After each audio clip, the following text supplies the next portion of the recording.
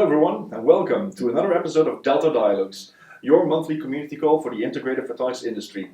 My name is Johan Smeets and I'll be your host today. We're calling in live today from San Francisco, where we are visiting the Photonics West conference and exhibition. Photonics West, for those of you who don't know, is the world's biggest photonics event. And we are here with a record delegation of 17 different organizations, all taking part in the Holland Pavilion that we organized together with Photonics NL. At the Holland Pavilion this week, we're going to have plenty of activities. We're going to have the startup pitches, we're going to have networking drinks, and we're going to provide a platform for these companies to broadcast their ideas. So today's program, we're going to have a couple of startups in the show today. I'll be interviewing them and discussing with them on their companies, the technologies, and what brings them here to San Francisco. So why are we in the United States? Photonics West, of course, besides being a very important exhibition, is also located in the United States of America, which is a strategic market for us, for the integrated photonics industry. It has the end markets that are relevant for the technology, but it also is the home of the semiconductor industry, of a big part of the semiconductor industry, which is relevant, of course, in order to scale the production and get the technology out there.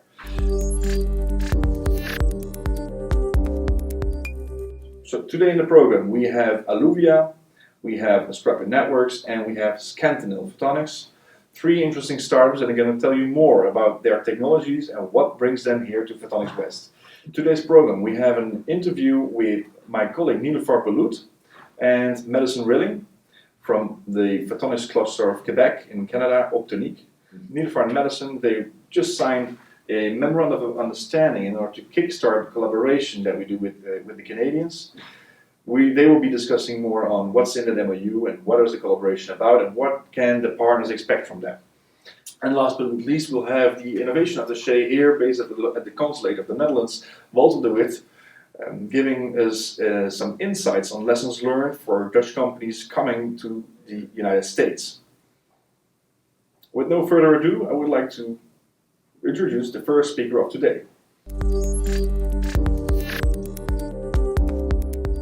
Hello everyone, thank you Jorn for giving me floor. I'd like to welcome our viewers to this very special episode of Delta Dialogues that we are recording in San Francisco at the Dutch Consulate.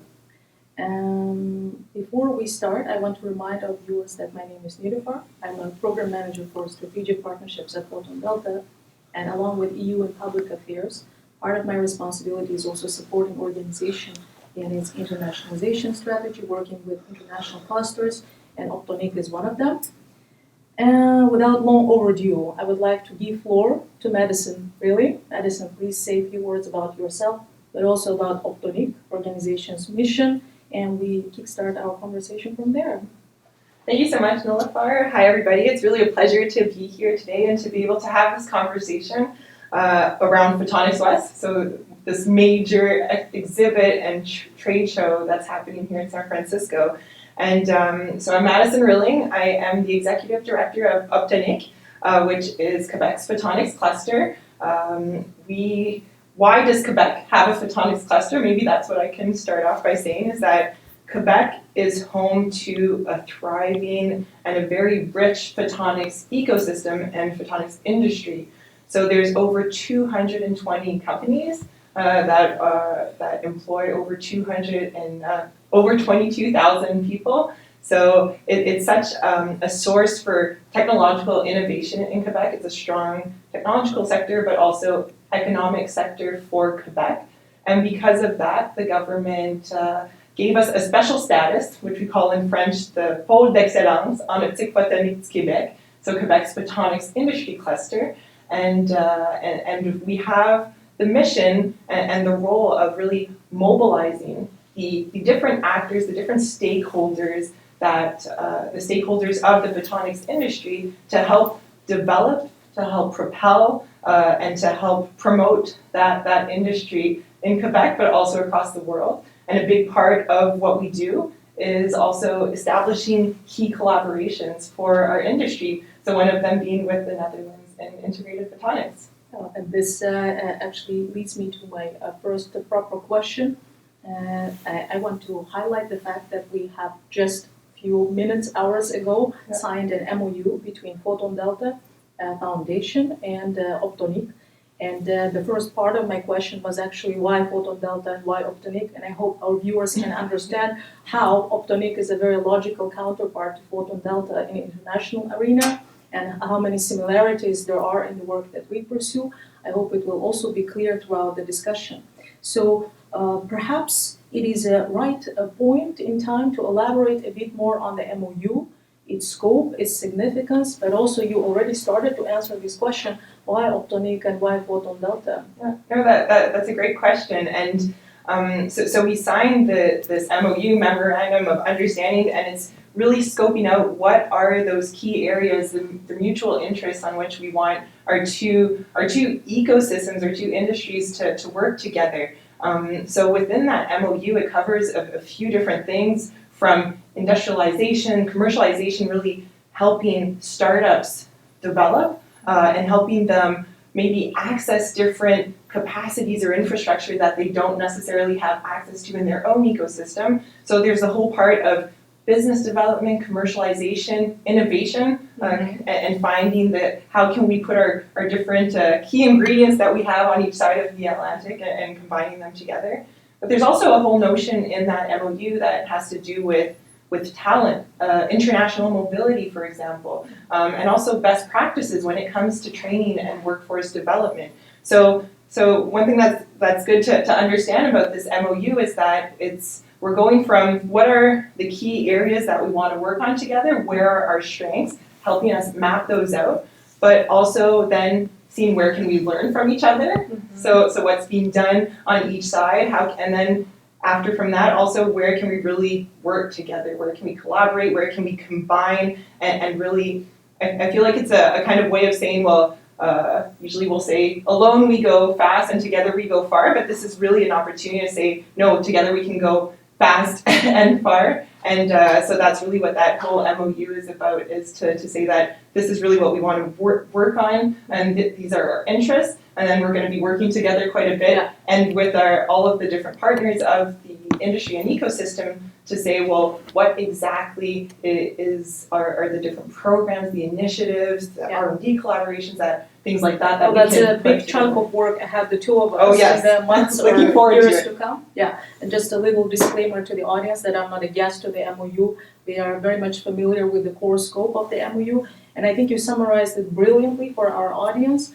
From my side, I can say that all the efforts are essentially geared to whereby we come to a situation where 2 + 2 should be infinitely more than 4. And we really believe in partnerships and its capability to bring to the table these kind of mutually enabling elements that otherwise wouldn't be possible. Excellent. And the next thing I want to acknowledge, highlight, and move to my question is that there exists a very strong partnership and a commitment to further dialogue and collaboration between our two countries, the Netherlands and Canada. It is a commitment not just between Photon Delta and Optonique, it is on the highest political level between the two prime ministers. And as part of this conversation and dialogue, I think a year ago they have committed to kick off this initiative, Dialogue on Science, Technology and Innovation, STI. And we were at the kickoff of this meeting covering the topic of photonics, and I'm very grateful for being part of this initiative. So in this context, my question is, what, in your opinion, is the significance of this high-level support of this initiative? And also, when we kick this off and start implementation, what do you think it will actually mean to our ecosystem partners, to the people on the other side of the screen, the researchers, the SMEs, the very young startups?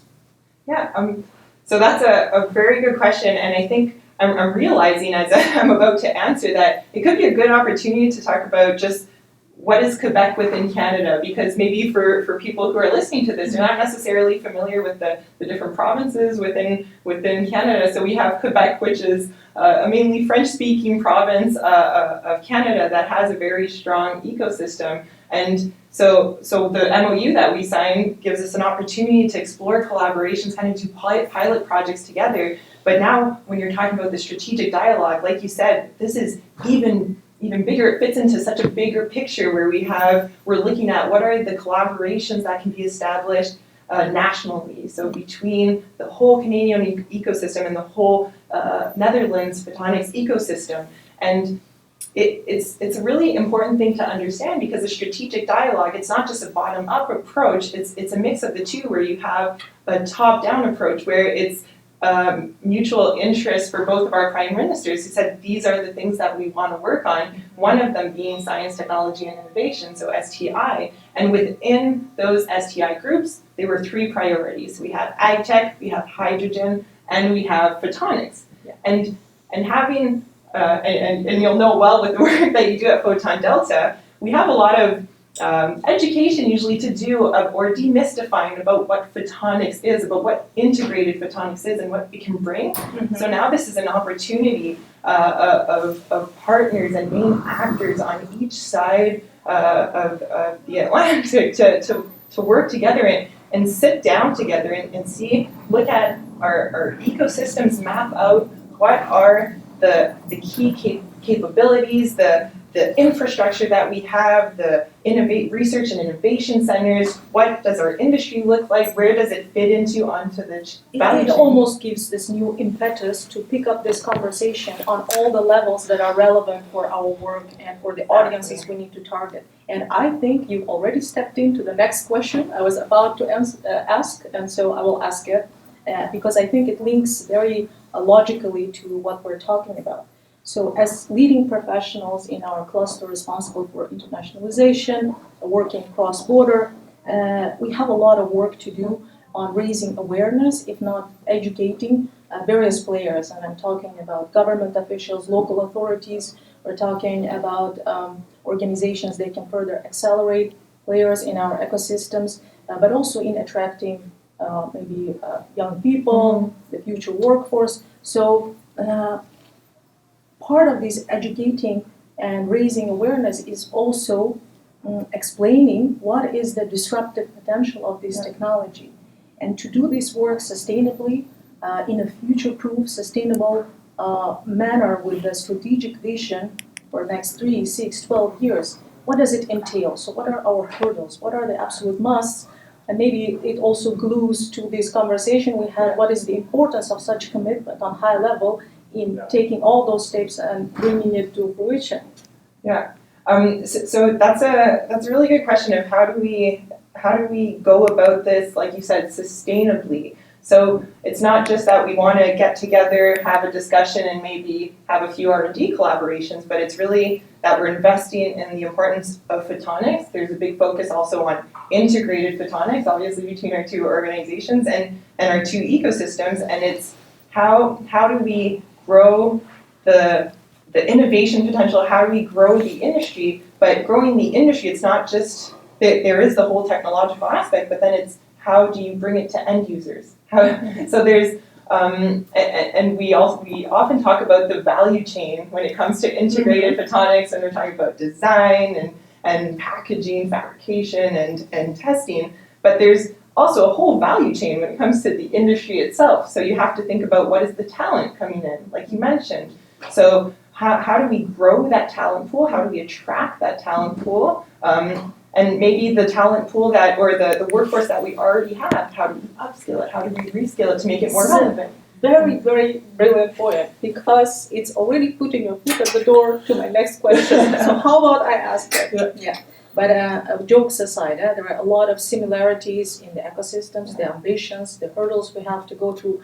But one topic which is really cross-cutting across our clusters, but also globally in the entire semicon industry, actually, I would argue, is the topic of talent. And we're talking about international partnerships, its significance today. And I think many people in the audience are usually skeptical and ask me a question, what does it really look like? So I genuinely am interested in your perspective. We're really successful in our partnership, and we also pick up the topic of talent and working together on it. What should successful or could successful collaboration on this pillar of talent or reskilling should look like? And if we're doing our jobs really well and we're successful, what is it that we can put on the table as a result of it? What would ideal outcome of international collaboration on talent will look like? Yeah, I think there's a few different points that we can work on together with that. Like I said at the beginning, there's the issue of best practices. So what's being done when it comes to skill development, when it comes to workforce development, so we can learn from each other, but we can also look into putting programs or different initiatives in place, like to upskill or reskill the workforce to develop skills that are very specific to the needs of the future of the integrated photonics ecosystem and industry. So there's that whole aspect that we can work together on, but there's one term that in international collaborations that we tend to throw around, and it's international mobility.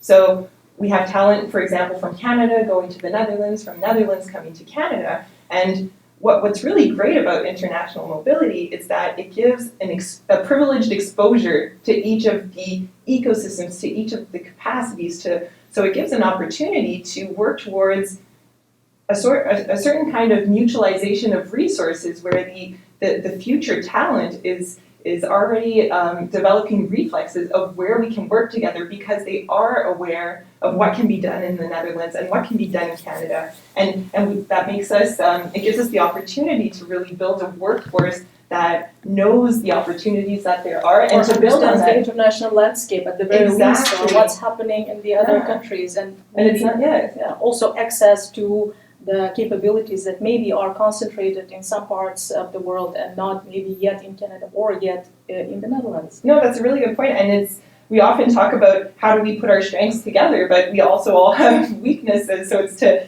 point out where are those weaknesses and where can we both benefit from the expertise that the other partner has to give. Madison, one cross-cutting topic that runs across those three areas covered under STI is inclusiveness of various groups that are not privileged enough and usually are underrepresented in science, technology, innovation, and related maybe educational activities or also employment opportunities, etc. And we are also reflecting that logic in our vision within our MOU. What is your take on our activities, or what added value can we together add and put on the table as a result of our partnership also in this area?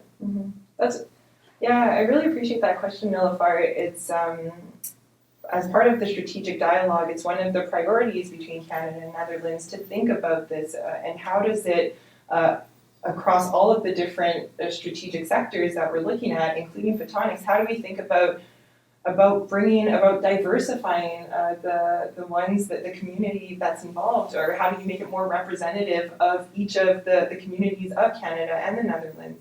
And I think there's a lot of opportunities to do so, but I think what's really important is that in the actions that we're going to take, in the discussions that we're going to have, we have to be very mindful of it. We have to think about who's at the table with us, who isn't at the table. That's usually one of the problems. Who can we bring into these discussions?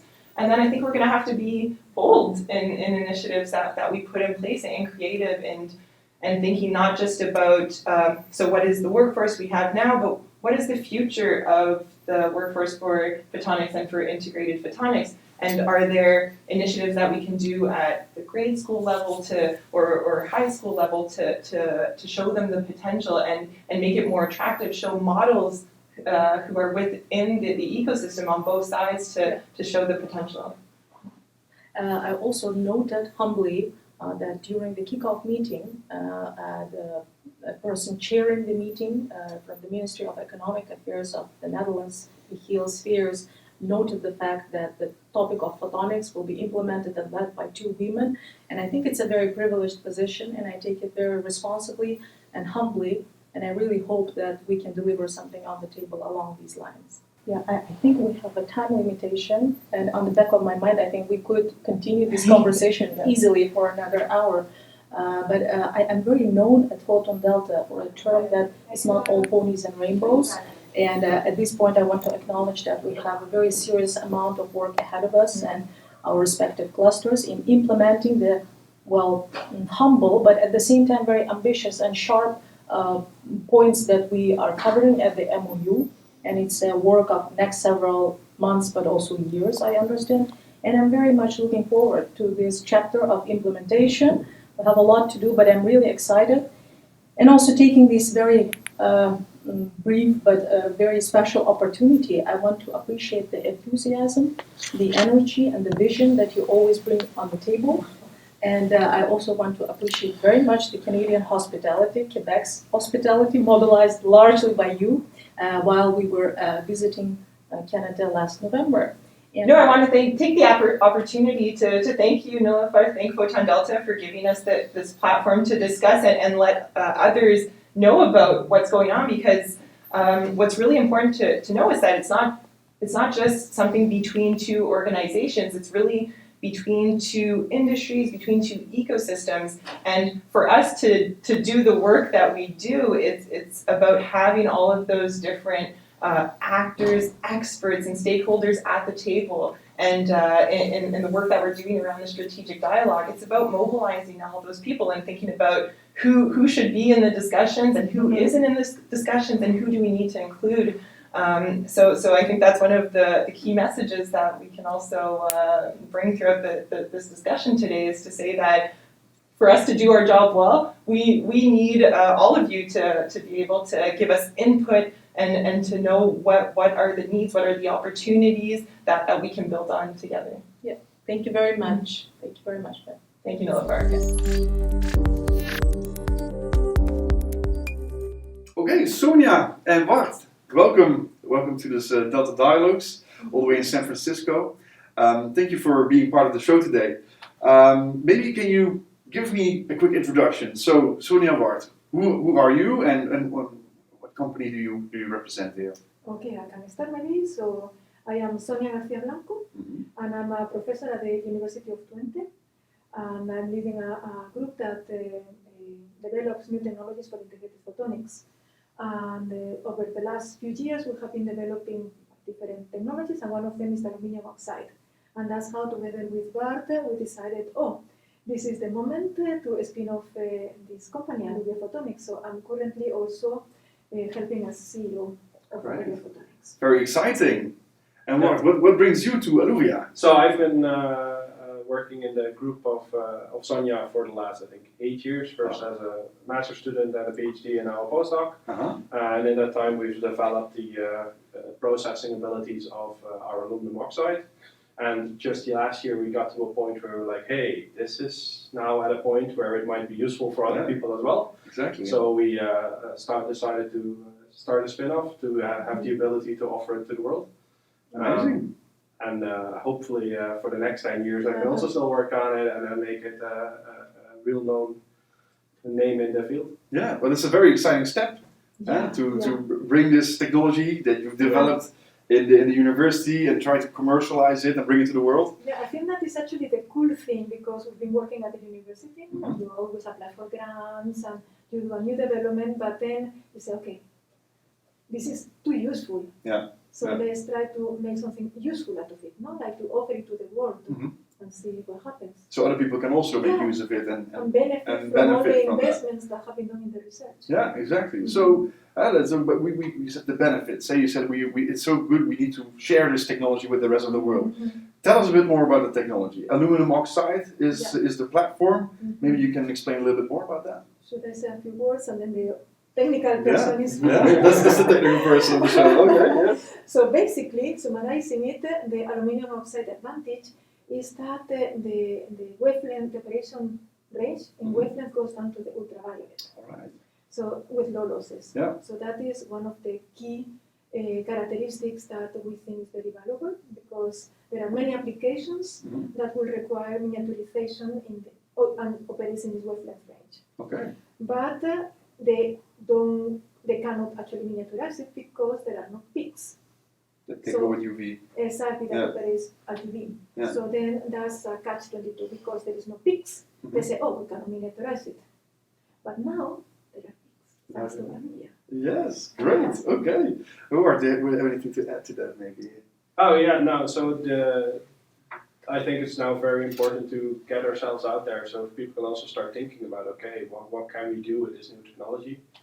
Because at the university we've been working on technology development, not so much application. Yeah. So we have a few ideas for applications in mind, but I think the world out there's many more smart people that can think of things they can do with technologies. Yeah. And I kind of hoping that someone comes up with an idea that really makes good use of the technology, but also is a real game changer. Yeah. So you mentioned that we already maybe have an idea of some of the applications that it can be used in. Can you give some examples maybe? Oh yeah, so like yesterday I was in a talk by someone from Toptica, and they explained all these lasers needs for quantum computing for ion traps and atom traps. Yeah. And then you see all the lasers that they need, and a lot of those actually go into the UV, so 300 something nanometers. And with photonic integrated circuits, those might become more scalable than they are if you want to stay in bulk optics. Not just more stable, but also more stable and more multiplexable. So that's, for instance, one of the ideas. And of course, a UV vis spectrometer. Now you can make visible spectrometers on chip, but you can't do the UV part. So and there's actually a lot of interesting absorption bands in the UV for a lot of molecules or antibodies, or so hopefully we can make it into a tiny chip, so that it can be used in more places. Great, and can also be then mass produced. I imagine this is also making use of wafer scale production technology. It could be scalable. That's another advantage, because as Bart said, when you buy a optical laser, for example, it's like a big thing. And then if for quantum you need 100 sources, for example, then you need 100 of big things. So with peaks, you can actually make it at a wafer level in a small chip. Yeah, a small chip package. Yeah, so that gives scalability. Yeah, exactly. And maybe also power consumption will be lower than by using bulk optics, I can imagine. Yeah, exactly. Yeah. But already the scalability that you can actually integrate so many, for example, qubits on a chip that you can do with bulk. Yeah, all right. And Photonics West, we're here in San Francisco for the week. What brings you here to Photonics West? Of course, Photonics West is the best conference in the world. No, for us it's very important because all the people in photonics are here. So then for Aluvia to get kind of known in the field. Ja, zeker. Ja. Sorry. Wat kan dat uit? Yes, like to be here and like show our technology to all the participants of Photonics West is very important. Yeah. Because then, as Bart said, we can trigger something in people that they didn't know, they didn't thought that peaks immediately were possible. So they may go, that is interesting. Yeah, they can think of new applications, new use cases. All right. Yeah, so for us it's very, very interesting. So that's why you're here, meeting the community, meeting the entire industry, all the people already active in this field, but maybe also companies that are doing with bulk optics now, or discrete photonics, and want to make the step to integration, but need to use that UV light. Yeah, exactly. Okay. So Aluvia, you just started with Aluvia. When was it launched? Was it November last year. last year? Okay. So the very start of the company, very exciting. And what if we look at 2023? We're at the beginning of the year. What are the expectations? What do you want to do this year? Can you really tell us a bit more about that? So this year we're starting with letting people know we exist. Yeah, of course. And hopefully at the end of the year we'll be able to provide a multi-project wafer run in the technology, so that people now basically have like a year to think of the ideas that they might want to do, and then at the end of the year come to us and say, okay, we've got some ideas. Yeah. Let's try them. Yeah. So that's the goal for this year, to be able to offer an MPW at the end of the year. Cool. To have people try the first applications in aluminum oxide photonic integrated circuits. Great. All right. Sounds exciting. Yes. Anything We're else? very excited. Very excited. And a lot of hard work. Yeah, I can imagine. Yeah, because you said you started in November, but of course the work on this technology has started already long before that. I imagine at the university. Yeah. And also we are in a very kind of luxurious situation because we also just got a ESC transition program. Okay, great. So that's very Congratulations. nice to kind of further develop the technology. So that's like the research part. Yeah. of the work. It's a European project, is it? Yeah. Okay, good. All right. So one of the goals for this year is to be able to offer an MPW. You mentioned, but what if people already want to start now? Is that possible? We have the fabrication facilities in the clean room from the university where we can already fabricate. We've done some demonstrators already, so we have the ability to fabricate now. So if you want to come to us, we can probably help you with your ideas. Great. Okay. Good to know, and also good for the people that are looking today. So Aluvia is active. You can already start developing your products with them. The best of luck for this week at Photonics West, and thank you for being part of the show. Thank you very much. Great. Welcome, Francesco. Welcome to the Delta Dialogues, all the way here in San Francisco. Thank you for being part of the show. I would like to ask you a couple of questions. That's why you're here, right? That's my job, right? That's your job. So tell me a bit more about yourself, about the Astrape Networks. Thanks, Jorn. Yeah, my name is Francesco, as Jorn said, and I'm one of the founders of Astrape Networks. At Astrape Networks, we are taking the technology of the University of Eindhoven, and with that we are building optical switches for data centers. Our goal is to make sure that in a data center where a server is sending data to another server, that the data stays optical, it gets never converted. And this will allow us to reduce the data center power by 20-30%, which is, to put in perspective, it's in 1 year as much saving as much energy we consume in the Netherlands. So that's quite impressive. That's amazing. That's amazing. That's incredible. Right. So okay. So you're saying by not having any conversion taking place, you can save a lot of energy, which is of course a very important topic when we talk about. You just mentioned the numbers, right? To make it in perspective, but we're using a lot of data. So there's a lot of data centers growing every year. Yeah. So we need to find something to. It's impressive. I mean, the forecast is in less than 10 years, 1/6 of all the energy worldwide will be in data centers.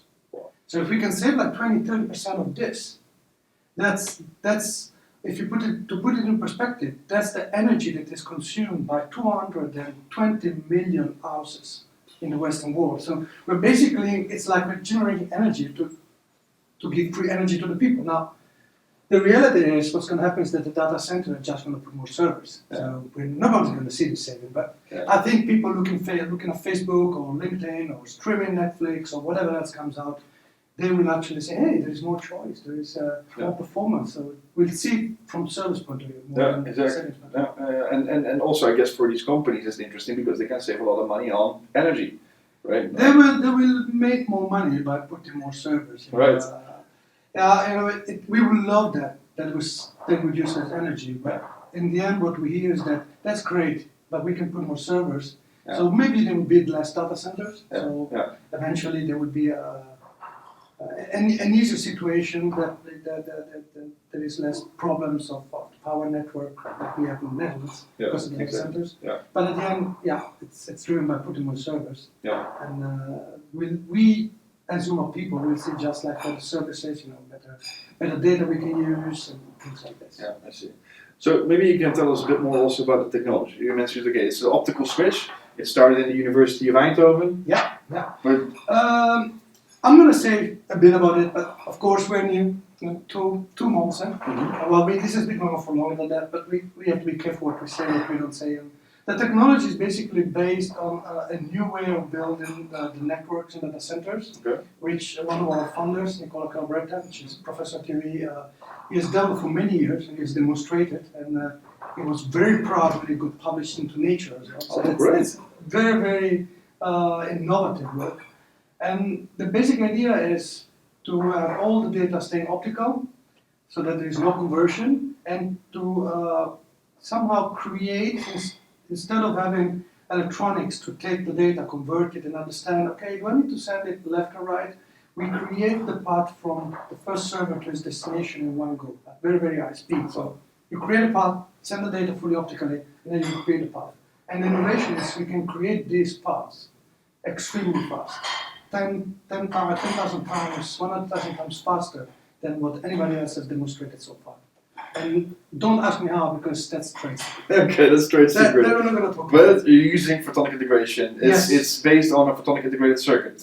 It's a combination of what we adore in the Netherlands, in Eindhoven, so indium phosphide photonics, and also clever design of electronics. But the core of it is the property of the photonic chip. All right. So that's what makes it possible. And the rest is enabling it to really exploit what the indium phosphide can provide. Great. Okay, that's very interesting, Francesco. And so you said that you recently launched the company. Yeah. It's just a couple months old, and you are now here in San Francisco at Photonics West, world's biggest photonics event. Yeah. What's your goal? Why are you here? Yeah. What brings you to San Francisco? Sooner or later, we need to tell the world we exist. So our goal was to come here, tell the world we exist, and try to start to interact with companies. On one end, of course, we're interested in data center companies, even though this is not the prime event for that. But we're mostly here to try to find companies which are in the area of packaging or manufacturing. Because in our business, 5 years from now, when we are ready, we need to produce millions and millions of photonic chips. Yeah. And to do that, we actually need to have partners in the Netherlands and outside. And there is no better place where to find these partners, start talking with potential partners than Photonics West. So great. this is why we're here. So you're here on one hand to communicate about the company, you exist, this is the technology that you're using, the possibilities, and on the other hand, you're trying to find partners that can help you with the production, with scaling this technology in the future. Perfect. All right, that's very interesting. And now you mentioned as well, so that's your goal here for Photonics West. But what about we're looking ahead in the future, right? So Astrape Networks, very young, of course, but big ambitions, which is good. What exactly do you expect, or what do you hope to see here in this new year? This is, and I think if you ask me this next year, I'll tell the same. This is a fantastic and important year. By the end of the year, we will have almost 2 prototypes ready. And our goal is by March 24, which is another photonic event, OFC. OFC, yes. To actually show the world our very first working prototype, which is being connected to a data center. Wow. So we have set up our targets very, very, very high. Yeah. And that's all we'll be doing for the next 12 months. So the prototypes, developing those prototypes. Yeah, 2 prototypes, demonstrate that we can produce actually the performance they need, the power figures, put it into something which is more of a data center, because now it's a university setup. Yeah. And show the world actually that what I'm saying today, it's not just vaporware, but it's reality. All right, very good. What do you think is the biggest challenge? For us, yes. Everything. I mean, if you guys listen to this and I say our problem is we need to have photonics integrated chip with 128 fibers in, 128 fibers out. We probably have to have 4 or 5 indium phosphide chips inside the package. We need to have communication between electronics and optics that goes to the gigahertz, 10 gigahertz, 20 gigahertz. So we have challenges for everybody. And anybody who is really trying to push the envelope of optics, optic speed and interface, and packaging, please come and talk to us. All right, good. Thank you very much, Francesco. My pleasure. And so we are going to continue with our next speaker, and our next speaker is David from Scantinel.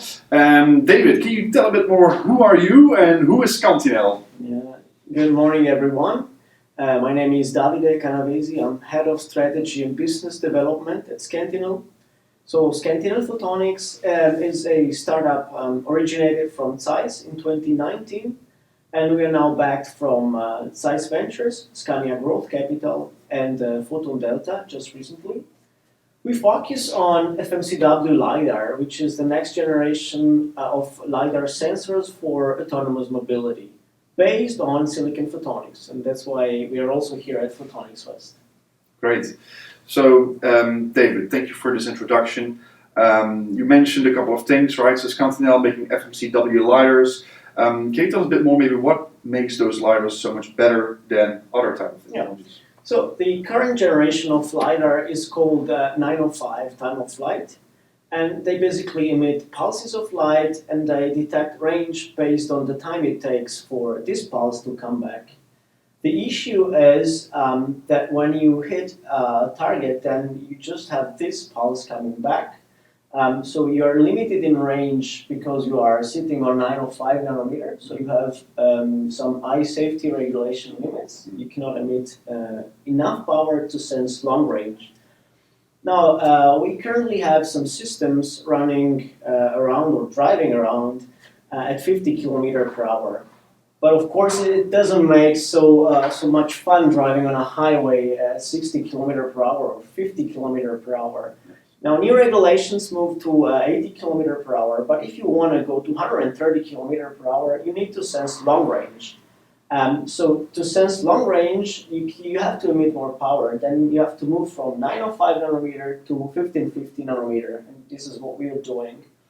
Then there are basically two different systems at 1550 nanometer, again time of flight, but then the peak power is so high that you cannot integrate on silicon photonics. Okay. The uniqueness of FMCW is that you only need a milliwatt of optical power per channel, and this allows you the complete integration on a single chip of the FMCW system. This is something you cannot do with time of flight at 1550 nanometer. All right, that's very interesting, David. So I understand from a technology perspective what is it that makes it more attractive, but then so now you're coming to the United States. What is your goal here? What brings you to Photonics West? Can you maybe elaborate on that? Yeah, so Photonics West is the place to be when you are talking about photonics as well as integrated photonics. So as I mentioned, our system is based on integration. This is what you want to have if you want to scale down the price and bring up the volumes. This is the gating factor. So in our system, we are integrating lasers, detectors, isolators, and we also have semiconductor optical amplifiers. So as you can imagine, we are here to look for collaboration in all those areas. Yeah. Of course, we have our own design, but yeah, as we all know, integrated photonics is something we have to develop together. So a strong network is something we need. Okay. So that's you're looking for partnerships with maybe potential suppliers here in San Francisco that can help you to, let's say, to further develop this technology. Yeah, it's also worth to mention we also have customers visiting Photonics West. Great. So we also have end customers like tier ones in the automotive space saying, hey, I think we need to learn something more about photonics. Yeah. We know you are there, let's just meet and have some talks. I think also in general for the automotive industry, photonics will be the technology to be. Yeah, I agree. I mean that's it will be maybe also a combination of different types of technology. Yeah, but I think the LiDAR, photonics-based LiDAR, is one of those technologies that are going to enable, say, autonomous vehicles, but also advanced driver support systems, those type of things. So that's great. And now we are in, let's say, the end of January. We have 2023 ahead. What are, let's say, your ambitions for this year? What are the developments you're expecting or you're hoping to see yet? So 2023 will be a very important year for Scantinel. We really plan to focus on all the building blocks and to prove that all the building blocks are working with the right performances. So after 2023, we will be basically ready with all the building blocks to scale then into a more complex system, and which has the final performances that is required for the use cases. Yeah. But we also had a very nice 2022 because we closed our fundraising round, including Photon Delta. So for us, 2022 was also quite important. We had a new customer, also an automotive tier one working with us. So I think we're having good years. Great. So David, you spoke about what makes the technology different from other LiDAR systems, but maybe you can elaborate a little bit more on what makes it so special. Yeah. So on top of range and power, we can also mention that FMCW has a unique peculiarity in terms of velocity information. So normal time of flight system, they cannot measure the velocity directly. So they have to compare frame to frame and check how much these objects move into different frames to extract the velocity. FMCW is using Doppler compensation and Doppler effect to measure the velocity directly in every pixel. Yep. So this is a quite unique information you get only from FMCW. And imagine how much this information can boost the perception capabilities of automated driving vehicles in complex operational domains. You can see really if this person is moving and is trying to walk into the street or is just standing there. Mm-hmm. Then, of course, superior resolution and immunity against sunlight, retroreflector interferences, and also other lidars pointing towards you. So this is kind of something that with the time of flight, for example, you have this blooming effect. When you have a retroreflector, you see objects that are larger than they really are. Yeah. So it's a very unique mix of benefits that will boost the next generation of automation. Right. Okay. Interesting. And so you mentioned already some of how it can be applied. But maybe you can tell us a bit more on where is this technology going to be used in? What type of vehicles are we talking? What kind of activities? So what we see now is there's a lot of rumors about hub-to-hub transportation. So this means trucks. And I mean, the use case is logistic, and the business case is just so strong. If you can automate the hub-to-hub transportation, you immediately have benefits in terms of the efficiency of your logistics system. So this is one. And then also mining. One of the peculiarity of FMCW is that you can see through dust. So in this kind of harsh environment where you have a lot of dust, like mining, you can really boost the automation of those vehicles and then improving the on-time of those vehicles. So again, making the logistic more efficient at the end of the day. Yeah, exactly. So that they can see also in, let's say, harsher conditions. Exactly. Whether it's dust, weather, or Rain, night or- maybe. yeah. Exactly. And that's something that these LiDAR systems are able to do, but maybe with a regular camera is not. Correct. able to do, right? So this is also when we talk about safety, security, an important topic. All right. Thank you very much, David, for being here on the show with us today. And of course, I wish you all the best with the exhibition in the coming days. Today is the first day, and I think we're going to have a lot of interesting discussions following up. Absolutely. Thank you very much. Thank you. All right. Hello, Walter. Hi. Thank you for joining the call today, for joining the Delta Dialogues. We're here in San Francisco, in your office actually, the Consulate. Absolutely. So, who are you? Well, first of all, thanks for coming. My name is Walter de Wit. I'm Innovation Attaché at the Consulate General here in San Francisco. As an Innovation Attaché, we kind of look into the future. So we look how we can make money for the Netherlands in 10 years from now, and how to gain advantage from an innovation point of view for the Netherlands abroad. And we do that by working on topics such as artificial intelligence, photonics, semiconductor industry, health, and then mainly digital health, for example, cybersecurity. So these are all topics where we're not necessarily making money today, but in the longer run, these are topics that are very important for the Netherlands and really important for economic growth for and in the Netherlands. Yeah, I see, and that's also a lot of these topics, a lot of these activities. San Francisco, the Valley, the Bay Area, there's a lot of where this stuff is happening, of course. Yeah. So I can imagine you must be busy here in your daily activities. It is very busy. Yeah, we have a couple of very large events. We recently did the CES, for example, 70 companies, 70 startups and scale-ups coming in from the Netherlands, and really getting to know what are the opportunities here in Silicon Valley, what should we do, what works, how do you pitch, and we kind of get them ready to set their first steps into the US. Mostly that's really getting a better understanding as to what are the options, can I find my first customers here, and the larger ones are maybe ready to really set up an office in the US, and we try and assist them as good as we can to take these steps that they need in order to grow. I think those are all very relevant topics and challenges that are, let's say, also present within our ecosystem. So we are here today this week with a big delegation of companies. We're 17 organizations that are taking part in this pavilion, Photonics West. Yeah. And I think some of these things that you just described are very relevant for them. So they want to expand to the United States or to North America.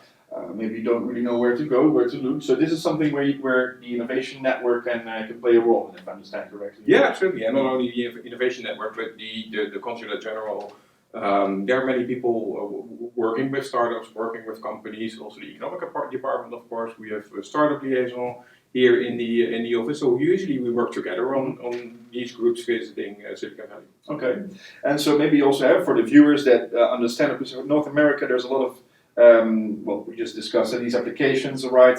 Artificial intelligence, semiconductors, a lot of that is happening here. So a very, let's say, strategic market for companies. Maybe we can cover some of the lessons learned or some of the things that they should look into or they should take into account before coming here. Yeah. Is that something that you could maybe shine some light on? It is important to, I think one of the most important parts is really prepare yourselves. If you come to the US, you must have done your homework. So if you go to an event like the Photonics West, there are lists available of companies that are going to be there. So take your time, like a month before you go, to really look, okay, what kind of companies are there? Who should I talk to? You can already start setting up meetings. And then also prepare for the meetings that you're going to have, for the pitch that you're going to do when you're talking to these companies. And I think that's it's essential to really start well in advance and really think about what your message is going to be and how you want to be successful by doing the right things at the right moment. Yeah, all right. So preparation is key. Yeah. Prepare yourself in time, look at the exhibitors list, who do you want to speak with, and what are you going to say, what are you going to pitch, Yes. right? Yes. I can imagine that maybe some of these organizations that we represent here, they underestimate the cultural challenges, or maybe the cultural differences with Americans and Dutch. Yeah. Is that something that is needed to look into maybe a bit more extensively, or? You have a very good point there. Indeed, there are a lot of cultural differences. Many Dutch that come here think, I speak English, so how hard can it be? Yeah. It is going to be very hard because getting into the American market is not an easy one. Again, you have to prepare, you have to really get to know who you're talking to. Let's, for example, you did meet a couple of Americans today, and they give you a business card. Yeah. Usually it says president or assistant president. They are not all presidents, the people that you meet here. But so by doing your homework, so really look into LinkedIn and try and find out what their exact position is, because the last thing that you want to happen is that you're not talking to the people that you should be talking to for your company or for the question that you have or for the I don't know, for whatever you want from that specific company that you're going to be talking to. Get to know the people within the organization and see to it that you talk to the right people. That is very important. Yeah. All right. And then when you're talking to these people, are there certain things they should keep into account? I mean, maybe in the Netherlands we're very used to being direct. Is that something that's appreciated also here in the United States, or? Not at first. In the US, you really have to get to know the people that you're going to be working with, the American people that you're going to be working with. So you talk about sports, you talk about baseball, you talk about football, and then not the Dutch football, but the American football. Just like a little bit of chit chat. They really like that. They like to work on personal relationships. So it's not walking into an office and you get out with a contract and a deal is done. That's not going to happen. This takes time. This takes effort. This takes talking. You're from abroad. If you're coming in from the Netherlands, they don't know what's gonna happen. What kind of company is that? They are doing their homework. But they have to get a certain feeling that it is a good company, the Dutch company. They promise what they say they are doing, and that works. And also another example, when you go networking, like we had about 70 people here this morning. If you network and you exchange cards and you really think, this is an interesting one. If you go back to your hotel room, don't leave it there and think about it again when you're in the airplane. Say, I should have talked to that guy. Do the follow-up immediately. So when you're back in your hotel, send them an email, say, nice meeting you, blah, blah, blah, blah. Can we set up another meeting or a call? Yeah. That works. Yeah. Spot on, immediately action. Build a relationship. Absolutely, that works. Yeah. Okay, so first they need to know that they can trust the partner before really engaging into business. So The other way around, it would be exactly the same. If you've got Americans coming to the Netherlands, you want to know who they are, what they're doing. So who's on the other side of the table? Absolutely. All right. So we talked about preparation. We talked about, let's say, cultural differences that we need to take into account. What are the other things that we need to look into when Dutch companies come here to set foot in the United States and try to expand their activities? Yeah, I would think again, preparation is very important. So if you're going to be pitching for a VC or for a company, make sure that everything is spot on right. Yeah. I've seen many times that it's a good presentation, but not a perfect presentation. Yes. So there might be the euro sign instead of the dollar sign, or it is the annual turnover for 2021, and it should be 2022 because you have that information. Everything. So all these things you have to look into and really see to it that everything is perfect. Yeah, and so from the consulate, is there also some things that you guys can help in when these kind of like missions are set up? Is that something you do? Yeah, absolutely. So you are bringing about 6, 7, 8 photonic startups. Yes. Yeah. What we often do is start working with them in the Netherlands. So we give them training by American VCs, Americans in our network that really work with them on how to present yourselves to American companies or VCs or other organizations. And when they come to the US, we usually do another training, a couple of hours to really get everything right. And then to be very sure, we have a network called the Holland in the Valley Network. It's a couple of hundred people, Dutch people, American people, we call them with an orange heart, and so they're always willing, on a very easy way to help them perfect what they're doing. So we introduce these Holland in the Valley people. We introduce them to the startup networks, and this is really to see to it that they get an introduction, or they get advice, or someone they meet says, "Oh, you should be talking to that VC," and I'll make an introduction. So that's a network that works very good, and you can use it. It's hundreds of people, and these are very experienced people that have done a lot of work here, have been successful, know how it works in the US, and it's they want to give back also. Absolutely, they want to give back. And so that's a community, Holland in the Valley. Are there in order to join that, do people have to reach out to you, or they have to go to a specific website? How does that work actually? It's on LinkedIn. They can reach out to us because we know many of them. We could maybe get to a better fit as to what organization or what person would be the best fit for this specific question that an organization has. That's no problem. You can start looking into the LinkedIn page that we have a look. And if that doesn't work or you don't find the right people, you can always send us an email or give us a call, and then we can see who we could match. All right, very good. Maybe just to come back at also, you mentioned the activities that you guys do here at the consulate and also from the innovation network. Just to get an idea, you mentioned some of the technologies. What do you see as like the big topics for 2023? That's a good question. Yeah, there are a couple of them. We are really focusing on quantum computing, which is really going to be a big thing. We see more and more interest from the US, from the Netherlands, with what Quantum Delta is doing is very good. We see that on artificial intelligence as well. A lot is happening. Well, you open a paper and you see all the latest developments with what Google is doing. Yeah, exactly. So absolutely a lot. And I have to mention, of course, photonics as well. Within the growth funds, you got a serious amount of funding available, and I think the entire world is looking as to what are the Dutch going to do on this field.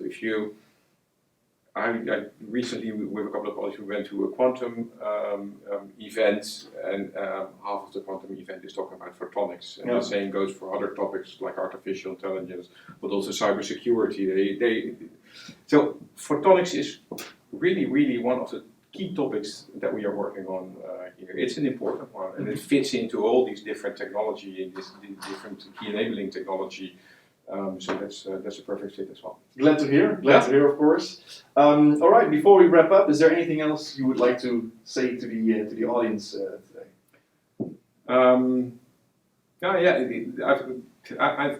Let me say that the US is not an easy market. The US is a difficult market. It takes time. It takes effort. Getting the papers right, for example, the visa, how to set up your company, in what way you have to set up the company. It takes time and it costs money. And we do see that a lot of people kind of forget that, or this is like, oh yeah, visa, that's no problem at all. But these days it takes more than a year to get the right visa. You really have to start in time to get your things right. I think that's a very important one to keep in mind. But once you do that in a very orderly and strategic way, you can be very successful in the US. And let's be honest, this is a market of more than 300 million people, and it is a very, very, very interesting market on many different topics. So, yeah, I would keep that in mind. The price at the end is huge. The effort that you have to put in it is also huge to get there. All right. That would be my message. Thank you, Walter, and also thank you very much for all the help in our activities here. The wonderful breakfast networking session that we had this morning. Yeah. So we'd like to thank you for that. All right. All right. Thank you. Thanks. This was the end of the Delta Dialogues from Photonics West. I thank you very much for watching. If you have any suggestions for input on content for next editions, please feel free to reach out through the form on our website. So thanks again for watching, and see you next month.